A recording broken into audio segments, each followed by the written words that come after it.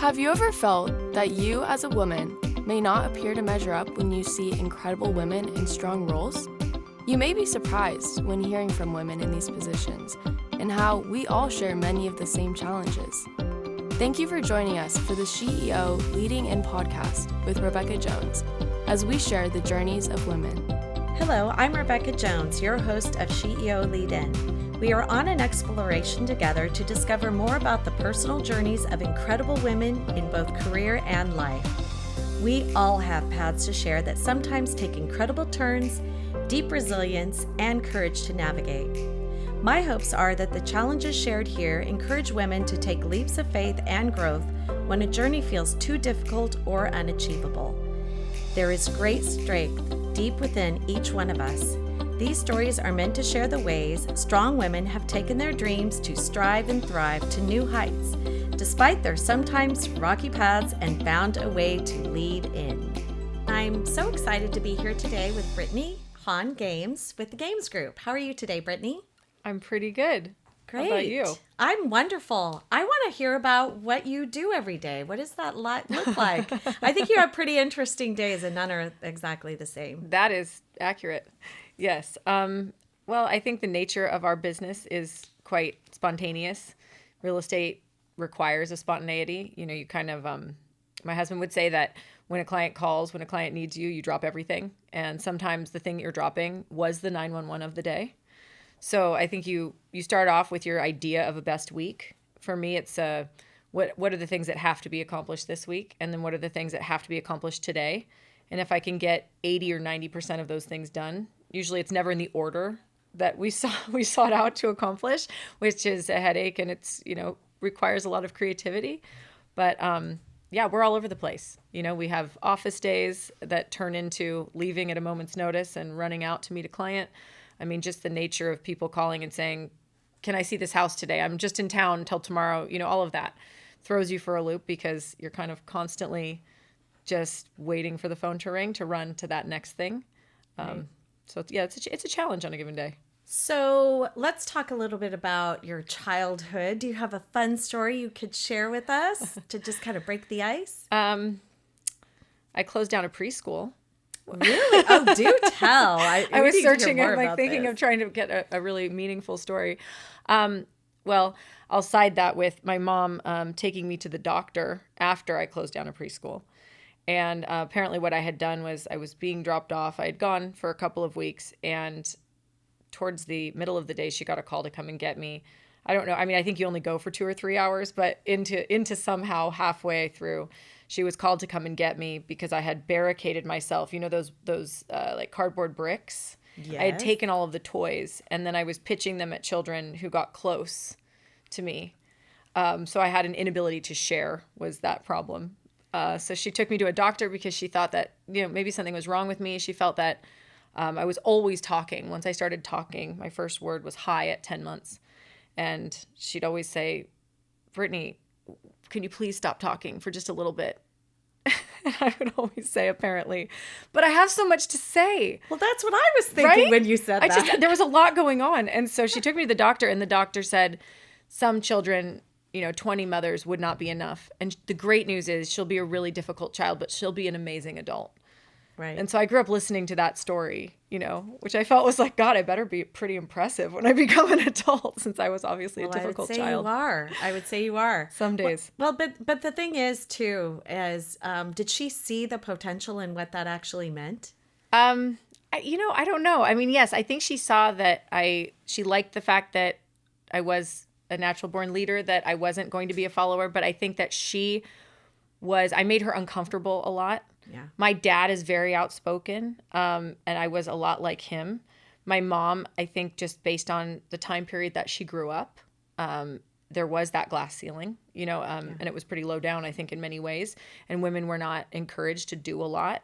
And so I don't want to say that. They were encouraged to do a lot, but not in the ways that we are now. And so I think for my mom, I presented complications in the way that she liked to view the world. She was a model. Everything had to look perfect. She looked perfect all the time. And I was the kid running around like, remember she got married. So my parents got divorced, and my mom's going to get remarried. And so we go to Cabo to get remarried. And because of document issues, and she had to get divorce paperwork flown over, and nothing was going according to plan, right? Yeah. And so instead of this gorgeous church that's in San Jose del Cabo, we had to get married in this little stubby office, right? And I took the word stubby. For some reason, I started calling it the stubby office. So for years, people would come over to our house for dinner, and I was 5 and 6 and 7. And there's a picture of her and my stepdad and me in front of this gorgeous white church. And every time they would say, "Is that the church you got married?" I'm like, "No, we got married in this stubby little office. We took those pictures afterwards." And I wasn't trying to be a jerk. It was, to me, it was just the accuracy of it. And my mom was just kind of like, "Why can't you just leave that out?" So I presented this challenge to my mom because I was always after the truth in every situation, which isn't always, I'd point out that she was a year and a half older than my stepdad, but she was just like, "Why? Like, why do you do this?" So I think for my mother, I was, She didn't know what to do with you. no, I was difficult Love in that. that respect. She wanted Yeah. to make it look pretty, and I wanted to tell everybody what was under the covers. Well, sometimes you do have to Yeah. to say that. Yeah, Whether it's true. whether it's wanted to be heard or not. Sometimes you just have to say what it is. Well, so I have a word in my mind that I'm thinking that describes you the best. But what do you gosh. think the word? No, I would say gregarious, but honestly, amazing too, because you just have so much to say, like you said. But you're highly intelligent. You are very motivated, and you will get what you want because you're looking at how you can get to it. I could see your mind working, which is it's an Thank you. incredible talent. So, but tell me, what word you think fits you the best? Oh gosh, that's a tough one. I think that I'm driven. I'm compassionate. I don't know. None of those are great words, I don't think, actually. What None about of themselves. dynamic? Dynamic. That also That's a comes good to- word that for comes to that. mind too, yeah. Yeah, that's a good word. I like that. So, how long have you been selling real estate? So let's see. I've been selling real estate for about 17 years. So, what About drew that. you to that? It was kind of a comedy of errors. If you knew me when I was younger and if you told me, "Here's a glimpse, you're going to be a real estate agent one day," I'd say absolutely not. Hard no. I mean, it never was anything I wanted to do. It wasn't that I had a big opinion of it, really, to be honest. It was more just I have always been really creative, so I write books. I do other things kind of that nature. I like to make things, create things with my hands. So the idea of selling something like real estate really hadn't occurred to me. So I got into the wine industry. I was studying to be a master of wine. I love to hide behind academia because I'm intelligent, so I can test well and do well and learn a lot. I love to learn. And so I kind of always thought that if I could have a big accolade, then maybe it would be time for me to speak and people should listen. So I would speak anyways before, but I felt that if I could get the degrees and everything behind it, then I had the right to that opinion. I'm not really sure where I got that from, but my dad applauded education in a big way. So I think that I always did. So I was studying to be a master of wine, which incidentally is the hardest thing you can possibly try to do in wine. Yeah. Very few people in the world have it. And I got really far down the track. And so I had worked in vineyards. I worked in tasting rooms. I worked as a brand marketing director. I worked all over the place. And my last thing, you don't really have to work in the restaurant industry because that's more the sommelier side, but I am a sommelier as well. So I thought I'm going to work in that side. And actually I'd turned down the job 3 times and ended up working as the wine director for Pamplemousse Grill. And they had a fantastic wine list, and I was living in Napa Valley at the time, and I knew Jeffrey, and so I agreed to go and do that. And he said after the fact, "My only reservation ever in hiring you, I mean, please, you'd offered me the job 3 times. You obviously didn't have reservations, but at the end, it was kind of like the only reservation I had is I wasn't sure if you'd prefer to be on the other side of the table." Yeah. And nothing could have been truer, right? Because even as a distributor and selling wine, you get to take people out, you sit down at dinner, you talk about the wines you want to talk about, you schedule everything. I loved that. Yeah. The idea of having restaurant restrictions, which I had left in college because I had worked in restaurants in high school, college, and after, to go back to that was just kind of, what am I going to do? I was learning because I was so 100% passion, 0% business. I mean, I was literally like, "Here, when I would sell people's wine, I wanted to build their brand so badly that there were times I remember being like, you know what, I'll just pay for this one. I'll do the cost cut. You know, I'll take it out of my, like, because I really just believed in them. Right. And then it started to hit me, you know, I have expensive taste. How is this going to work out? You know, this isn't going to work. Right. And so I remember thinking, okay, what's the highest you can get in the wine world? How much can you get paid? And all I saw was a lack of quality. Right. In order to make the big money, it was really more like order taking in huge brands. And I wasn't interested in that. I didn't care about that. So I started thinking, what's another thing I could do to make money? Well, I like people, you know, and people make the horrible miscalculation that if you're good with people, you'll be great at real estate. But everybody told me, oh, you know, you'd be good at real estate. And I thought, maybe I'll just get my license like everybody else, right? Yeah. So I started to think about that. And then I met somebody in real estate. I met a woman who had been phenomenally successful. And it would be fair to say that she probably embodied anything and everything I could have ever hoped or dreamed. You know, she was very confident. She had worked on many huge projects, made a lot of money in real estate. And I thought, I could do that. I want to do that, you know? And so that was kind of my first thinking, you know, thought process of, okay, this is cool. I could talk to lots of people. All of a sudden, I saw real estate as a way to learn about all these other people's industries. What made them successful? You know, how did they have the money to invest in a piece of real estate? And so I didn't see it anymore as this monochrome kind of boring, I sell houses. You know, I didn't understand what real estate agents did. And I think I bought into the cliche of like, let's all just get dressed up and like show property and am I ditzy? You know, I hated that. I hated that was what people thought. And I was not snaky and people thought they were snaky. And so I didn't love that. But then when I all of a sudden saw like, wait a minute, hey, you know, everybody has a relationship with real estate. Let's figure out what this person's is. How can I help this person? How can I learn how they got enough money to buy this piece of real estate? And then I'll make money too. You know, it kind of hit me. And during that process time period, I ended up being offered to go to Australia with this woman who I had met to work in real estate. And I wasn't licensed here.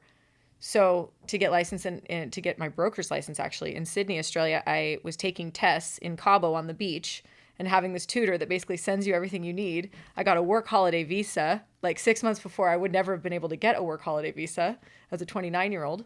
And I went to Sydney. And that was it makes perfect sense. If Clearly. You can, like literally, I am so fascinated right now. This is such an interesting conversation. Sure, if you want to sell in Sydney, you have to get your broker's license Why not? there. Why not? Right? Yeah. The opportunity wasn't here. And interestingly, because I have such bad timing sometimes. I mean, it's led me on some great adventures, which I write about a lot, but I have horrible timing. So right about the time I thought, I'm going to get my real estate license, it was 2007. Ooh. Sweet. I mean, like, what a better time in life to say, I'm going to be a realtor. So by 2008, 2009, I'm going to be killing it. Yeah, right. And no, people say, oh, did you want to become a real estate agent because the market was on fire? I'm like, what market? I didn't even know what a market was. I knew about the wine industry. Yeah. I knew nothing about money, making it, real estate, investment, none of it. I just never turned that direction. You know, I never turned my interest or focus that way. I wish I had earlier, but that's another story. So at that time, being offered to go to Australia turned out to be the biggest gift and the biggest blessing, because by the time I left, it was 2009. Oh, yeah. And I didn't really know what was going on. And I think a lot of people didn't really quite get it either yet. I mean, we were just starting to see what was going to, we knew it was going to fall apart, but I don't think anybody knew how big it would be. The Great Recession. The Great Recession. Yeah. So by the time I was in Sydney, Sydney's market was not great, but a bad Sydney market is like, oh, it's only going up 10%.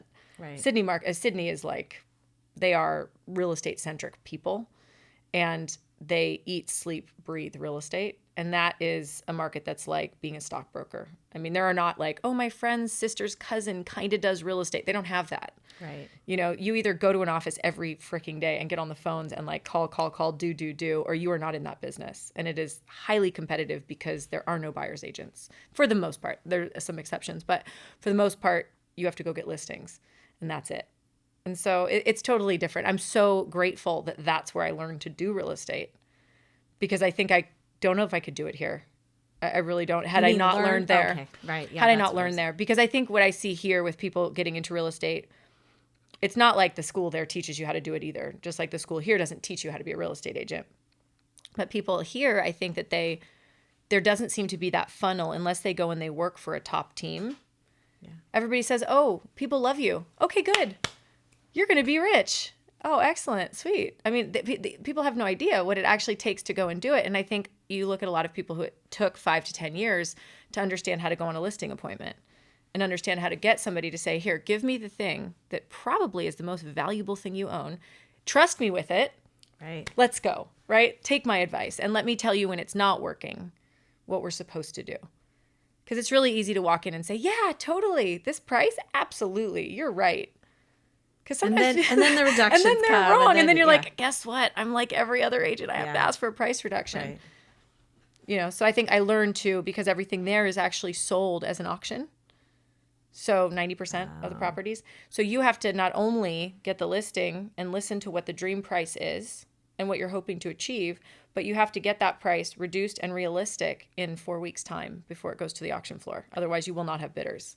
So interesting. Yeah. Because that actually trained you to do this better Yes, here. to do this, to have those tough conversations, I think. Well, and I think, giving you different perspective really probably propelled you into a higher level starting out, not even starting out down at the bottom, Right. but really propelled you into, being able to do that at a higher level, more expensive properties. So I have a question about success and failure, because it seems to me you probably tried a few things where you went, oh, well, maybe that didn't work out. Or a lot of things, yeah. So share with us a little bit, so our listeners, one of the things that we really try to do is share stories so that they can, think, well, what does that sound like a career that might be interesting to me? And so how about the whole success and failure part? What did you learn that you think would be a valuable thing for people that are considering real estate? So there's one story that, there's quite a few, but there's one that pops to mind. And I don't know if you can be a successful real estate agent unless you are incredibly hungry and unless you're prepared to bleed. I don't know another way to put it, because usually most people quit 6 months too soon. They typically get into real estate. They kind of sort of make it for about a year, maybe. And that's just enough time to sell their cousin's house, one of their other relatives, and a friend. And then all of a sudden, now what? Right? Because being a real estate agent is incredibly expensive. And there's a statistic out there, like 90% of the agents make less than like $30,000 a year in San Diego. It's tragic, right? So I was in Sydney and I thought I knew everything, because I'm one of those people that, everyone always thought I was older than I was. I'm smart. I'm this, I'm that. I was hanging out with adults when I was 5. So I thought I knew it all. And there was a coach that was there. And he was always telling me, hey, look, auction's different. You got to listen to me. And I was like, okay. And I would take his skit, what he told me to do, his script, sorry, and I would change it a little bit. I would make it more easier, kind of, in a way, nicer, softer, all those things. And so it wasn't working for me. It was a pretty good market, and I had a couple failed auctions, but that wasn't even enough to get me to really listen. So I had 3 listing appointments this one week, and I was $123,000 in debt. I had never even had a paycheck at that point that was bigger than like a few $1,000s, right? At any one time. So the fact that this had happened, it was, I can't even explain it, right? I didn't even have the money to get home to leave Australia, It's right? pretty stressful. It was really stressful. Yeah. And so I'm walking on one of our caravan days. It's a Tuesday, and I'm going to get called back from last week and all the appointments I had. And there was one I knew I had for sure. One was like 95%, and one that I thought, 60-40, right? I get the 60-40 phone call. We've decided to go another direction. I say, hey, just for my own edification, I'm so happy we met. Could you let me know why it is that you chose to go with the other person? Oh, they've been doing it longer.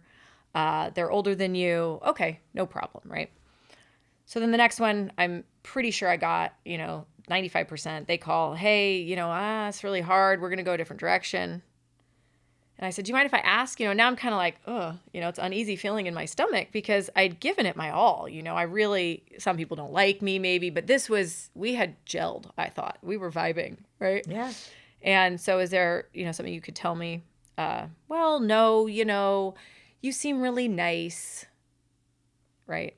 And I said, oh, okay, So third phone call comes in, and this is the one I surely have. They told me I had it.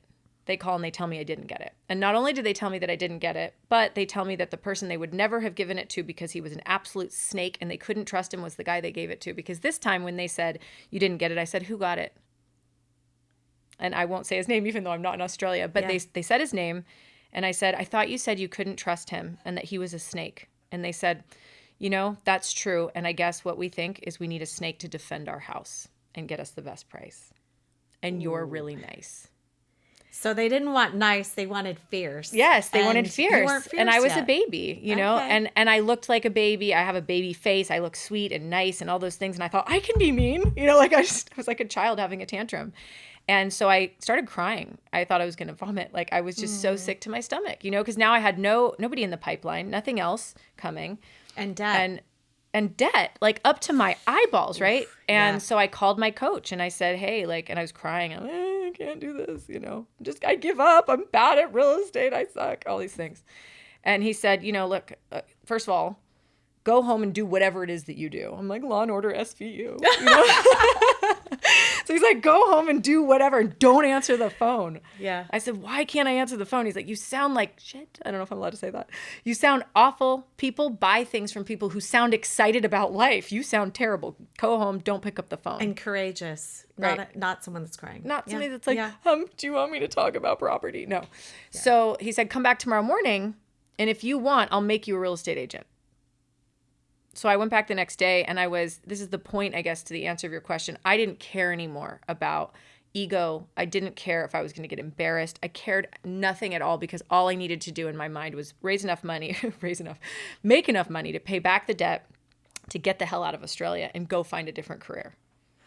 And so when I came in and I sat down with him and he said, and by the way, there's different rules in Australia. They're not politically correct at all. Yeah. Right. And so he's a Lebanese guy and he says, can I just tell you the truth? I got to tell you the truth about you. And in your country, I'd probably get in trouble. And I said, well, I guess it's good that we're not in my country. What is it? And he said, you're a polite little white girl. I wouldn't trust you to watch my child, let alone hand you my house. Because you are too nice. You're too sweet. And there's absolutely no way you say the right thing. You're really like, I'm going to make sure I do it correctly. That's all BS. That doesn't make me want to give you my house. So if you listen to every single thing I tell you and you read my script exactly how it's written, I don't care if it sounds like you or not. If you do what I say, I will make you a success. Interesting. Yeah. And then? And then he told me to do the most embarrassing things. He reminded me that his people, as he said, I'm Lebanese in the market. I ask a question, they say no. That was no in that minute. They meant it. They don't mean it when I ask the next time and the next time and the next time until I get the answer that I'm looking for. Relentless. That was horrifying to me. I am a polite little white girl, right? Like I thought to myself, okay, so he sends me, I go cold calling, I get in, he makes me do all these embarrassing things on my cold calls. Call him, I tell him, okay, I got an appointment for this great house. They want like $2.5 million. So he says, okay, great. I want you to call him back now and ask to be the third agent in. Like they just gave me the appointment. Like, what do you mean? He's like, call them right now. I thought you'd do anything. Call them back. Hi, could I be the third agent? Okay, sure. Come at this time instead. Great. So I go, he tells me, this is what you're going to do. Walk through the house, talk to them about the house, ask them what they've done with it, give feedback, blah, blah, blah. You're going to sit down. And when it's time to sit down, you're going to say, okay, look, here's the contract. And they're going to say to you, they're going to nod and it's going to be friendly. They're going to agree to everything. And if they agree to your commission straight away, by the way, they're not going to list with you. So when they do agree to your commission, then they're going to get to the line to sign and they're going to say, you know what, we're just going to talk about it. Could we? And they're going to pause and they're going to ask if they can call you tomorrow. And I'm like, okay, great. And you're going to say, no, and you're what not. am I going to do? And he's like, you're going to not let them finish the sentence. Because if you're going to be sweet, if that's what we're going to have to sell, that you're nice, then we're going to have to use your nice to make it impossible to say no to you.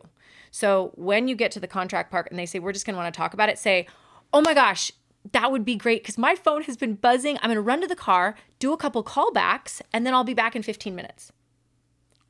I almost died. I thought, no. And he was right. That's exactly what happened. So I then run to the car. I call him like, oh my God, I'm dying. I like ran out of this house. I think I dropped my phone twice. Like I was just so horrified, beet red.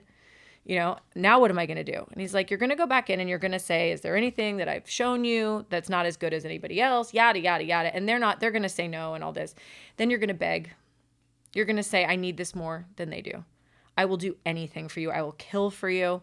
If in 7 days you don't want me, fire me. I won't hold you to the contract, but I promise you I'm going to do absolutely everything in my power. I'd never begging. I mean, you know what I mean? It just felt like, not that it was so below me, although that is part of it, but more that I was putting them in a position.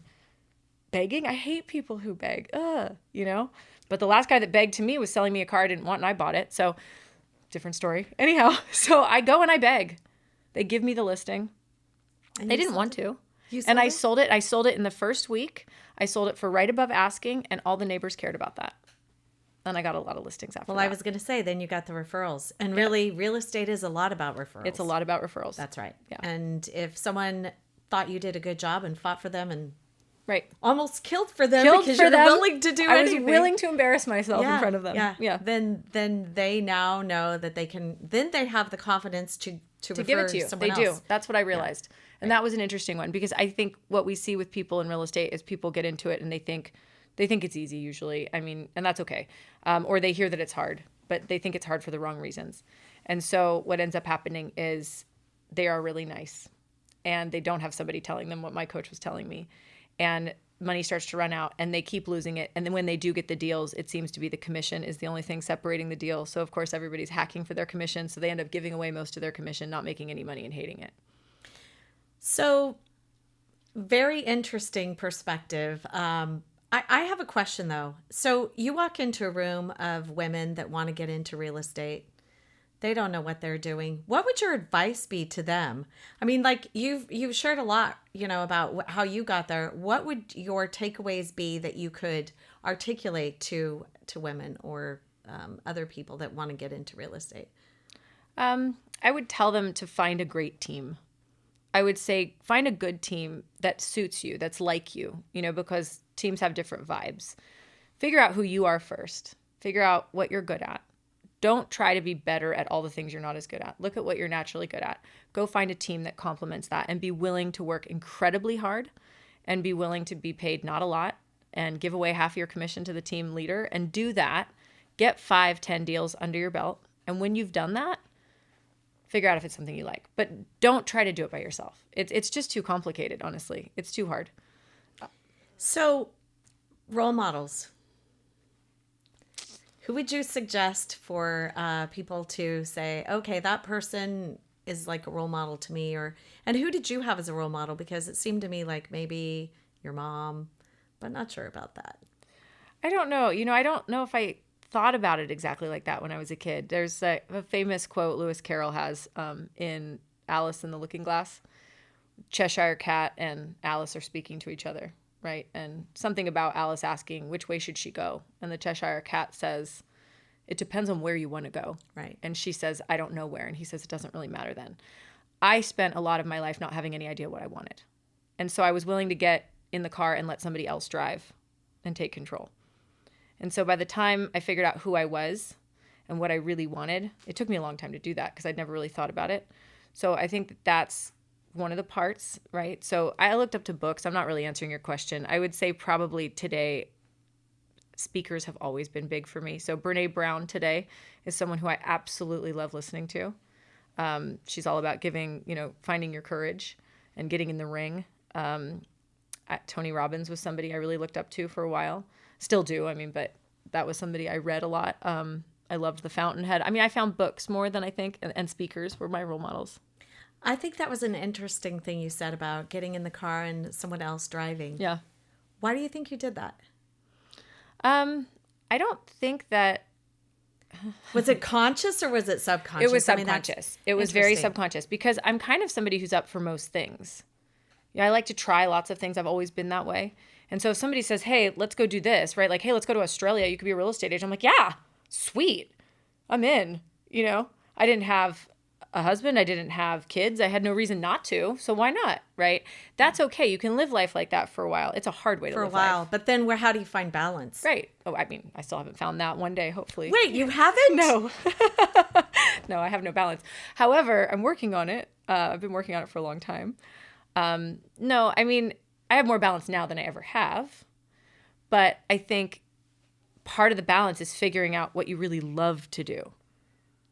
You know, figure out what you're good at, but figure out what you love to do. And if you can incorporate that, which in real estate, by the way, you could be the person who's color-coded, data-driven girl, right? Then go find that person who makes money that way. I love being color-coded, data-driven. Problem with that is I don't know how to make money doing that. But there are people who do.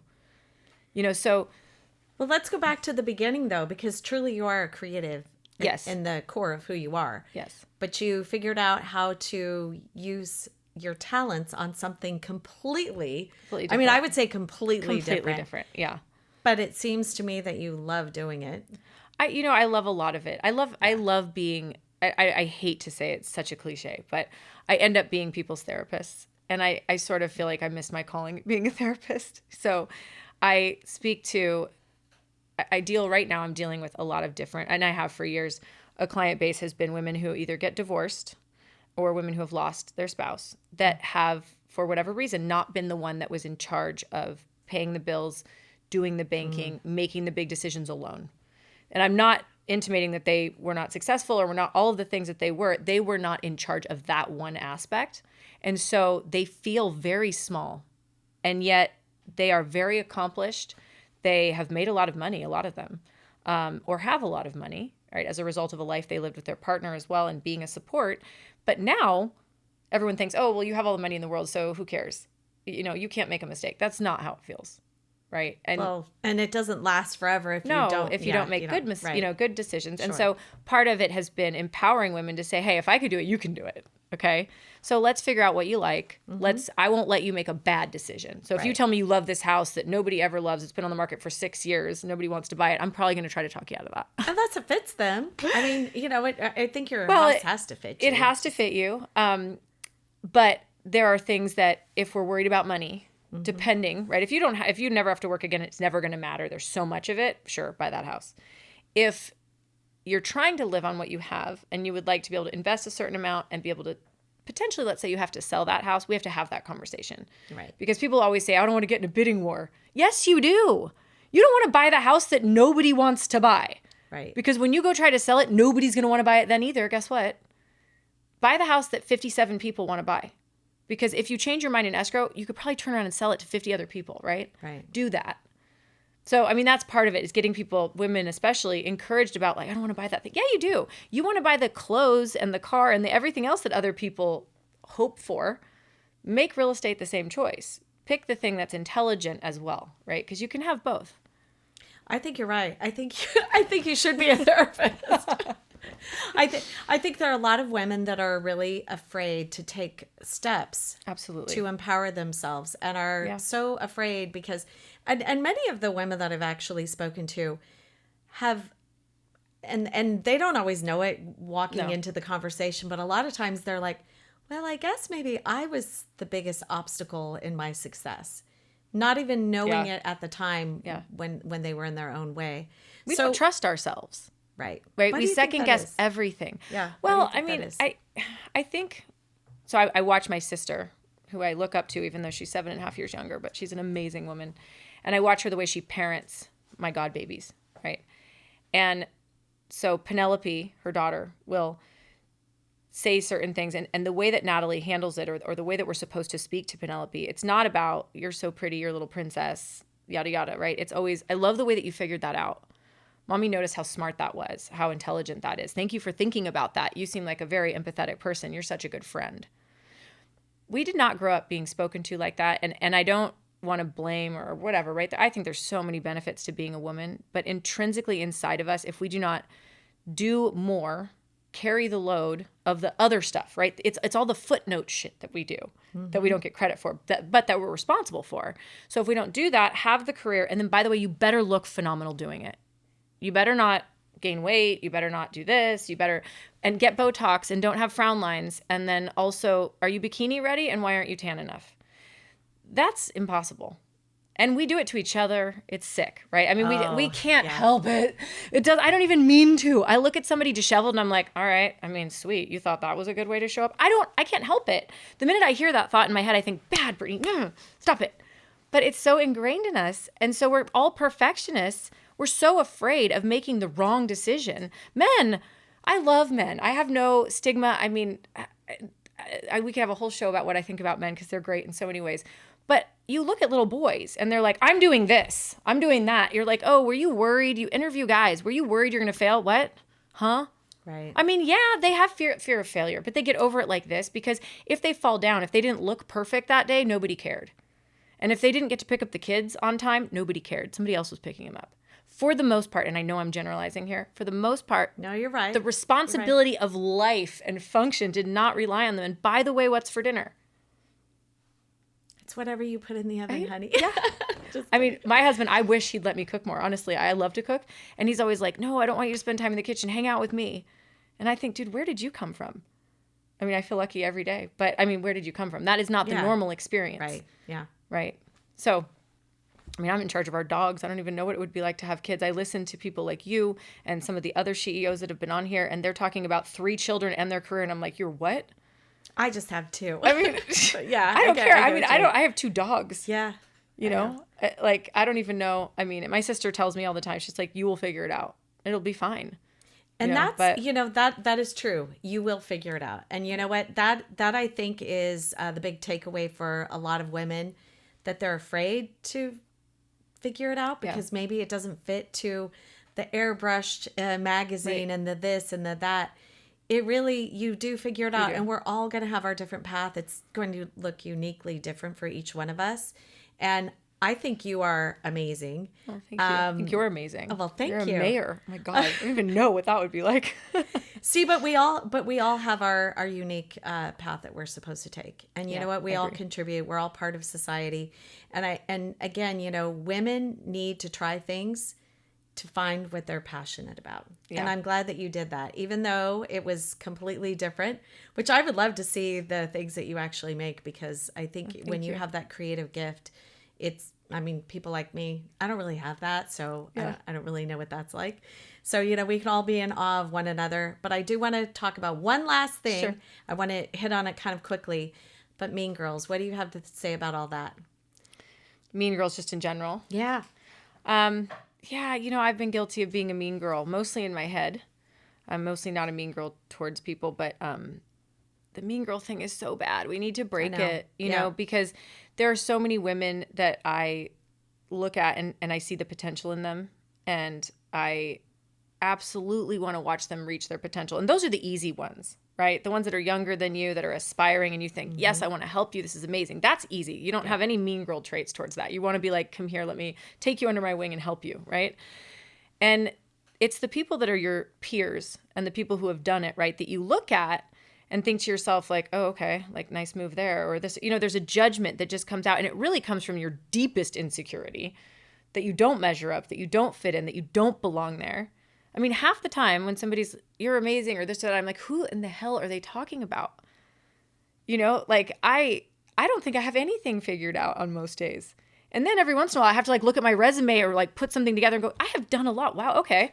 Yeah. I do get to talk about that. I do have these licenses, right? Like, but you know, I don't wake up feeling that way. For some reason, Brittany, we all feel that way at moments of time. It depends on our life, what's going on in our life and all of that. Yeah. So we're all like that. So our listeners that are here today with us, spending time, they need to remember we all feel this way. Yes. There's always going to be someone that is more this or more that than each one of us. But remember, you have a place at the table too. Yes. Well, thank you so much. Thank you. This has been fun. What a great conversation. Yes, yeah. Awesome. Thank you so much. Thank you. Now that was powerful. We hope you've been lifted and encouraged by today's inspiring voice. Always remember that life doesn't look exactly the same for each one of us. Never stop dreaming, striving, and thriving. In future episodes, we look forward to bringing you powerful stories from amazing women who learn how to lead in to challenges. Thank you for listening and being part of our community with CEO host Rebecca Jones.